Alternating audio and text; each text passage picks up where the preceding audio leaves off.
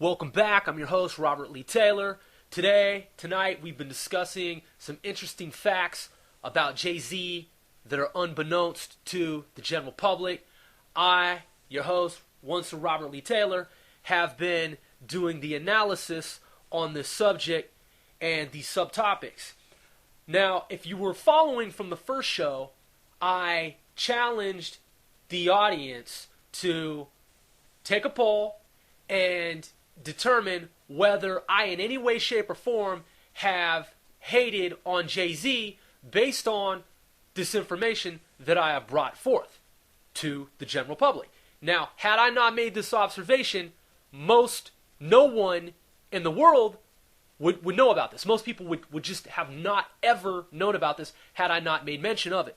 So, being that we're strategic rap intelligence, and one of our objectives, goals, aims is to bring information to the general public that we believe the public ought to know about.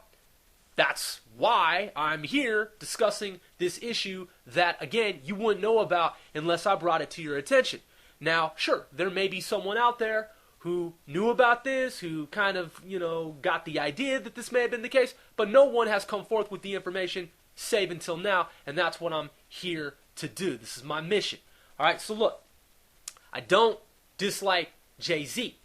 I seek no kind of compensation for what I believe to be information borrowed by Jay-Z from another artist. That's not my intent. That's not my goal. Chances are why would I intersect with Jay-Z? I don't have beef with the dude. I'm not looking for the cat. You know what I'm saying? I'm not looking for the guy. You know what I'm saying?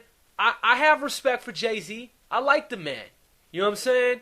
Jay-Z is Jay-Z. The guy's made a fortune. He's doing great things.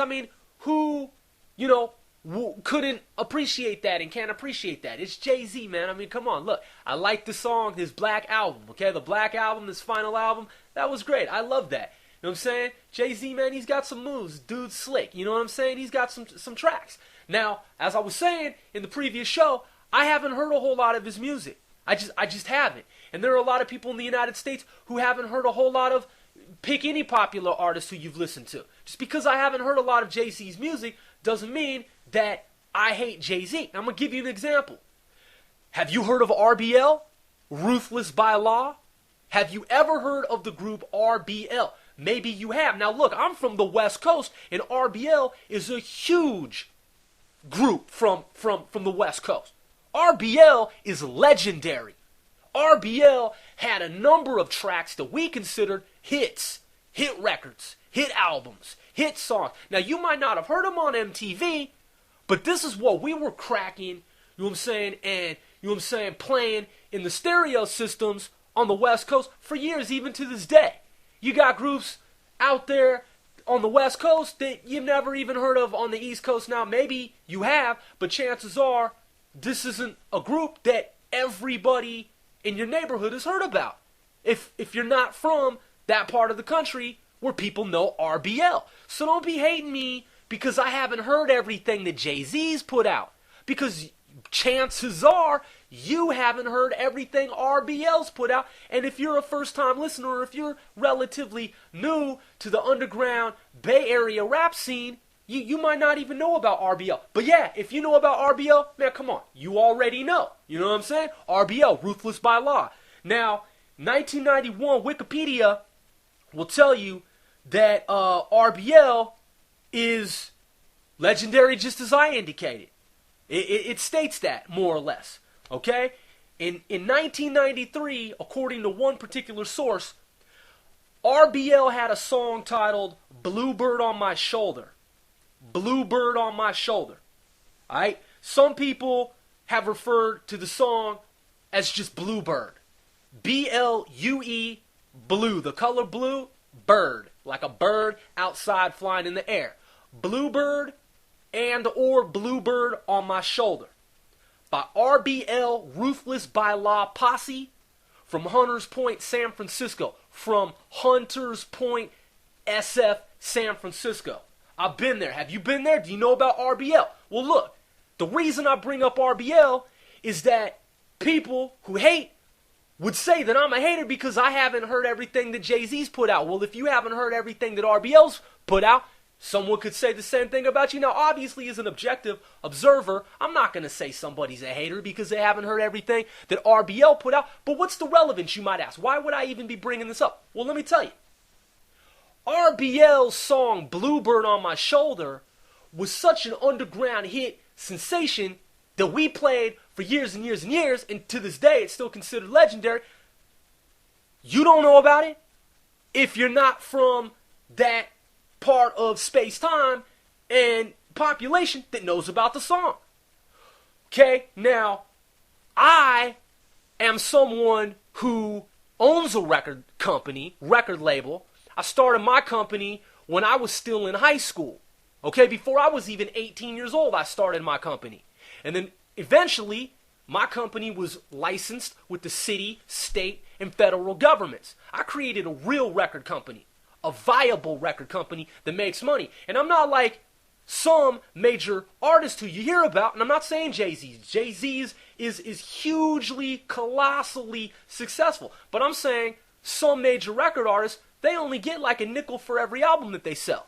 As a major independent CEO of a record company, CIO, Chief Information Officer as well, I'm the president of the company, of my company. And I get approximately 96% of every single album that I sell on the market. And I have over 100 artists signed to my label, my record company, AONN Records. Now I'm going to tell you this. If you look on the internet, you will see that I, Robert Lee Taylor, am the executive producer of over 100 artists who span the globe from Canada to Japan to the US and the UK. Top recordings include, but are not limited to, the song I Didn't Know by the Rockturnals, previously known as Kansas Cali. Kansas Cali did a song for the Crash soundtrack, the movie that came out in 2004. It's got like 5 stars on IMDb or, Netflix or, one of those medium. It's a 5-star movie in some people's minds. I mean, that's Crash, man. I mean, that's a huge Hollywood hit.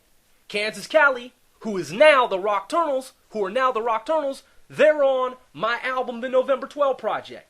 I put them out on that album in the year 2000. Now, the internet will tell you that the November 12 Project was released in 2001. That's not accurate. That's not actually true, because if you do some further research and investigation, you'll find an article at Amazon.com that, it's a review that was written by Nick Schlentz, Nick as in Nicholas Schlentz, Schlentz, and he clearly indicates that the November 12 Project breaks all boundaries with the combination of such artists as Weeds, 495, Dragonfly, and Kansas Cali. Okay, so you can read it, and that was 2000, December 8th. So how is it that he could have possibly written that as a review and a response to an album that was just released of the November 12 Project if the November 12 Project had not come out until the year 2001? So that's an error. When the company, that distributes my albums in the United States, put out that information back then, it went to certain places, and then after that, we had multiple distribution capabilities. So you have these different distributors that are releasing the album at different times, and one of them happened to say that the album, the November 12 Project, was released in 2001, and then all these different companies and websites started to post that the November 12 Project's from the year 2001. It's not. November 12 Project came out long before the year 2001. So again, I put out the I Didn't Know single by the Rockturnals. I put out Cookie no Nichiyobi by Hino Tori. I put out Attracted by the Light by Dragonfly, Jeepers Creepers by Young Chili, and Clown Moves, which is my new solo project.